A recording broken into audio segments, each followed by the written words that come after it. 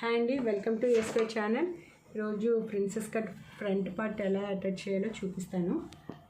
నేను లైనింగ్ అయితే అటాచ్ చేస్తాను. ఇవి 3 పార్ట్స్ చూపిస్తాను, చూడండి.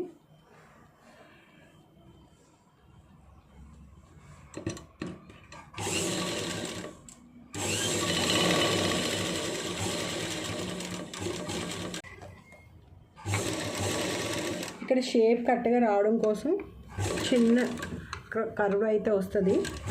స్టవ్ దగ్గర కొద్దిగా మనం జాగ్రత్తగా చూస్తే సరిపోతుంది. రెండు వైపులా అతికిస్తాను, నేను స్టిచ్ చేశాను. చూసారా, షేప్ అయితే ఇలా వస్తుంది.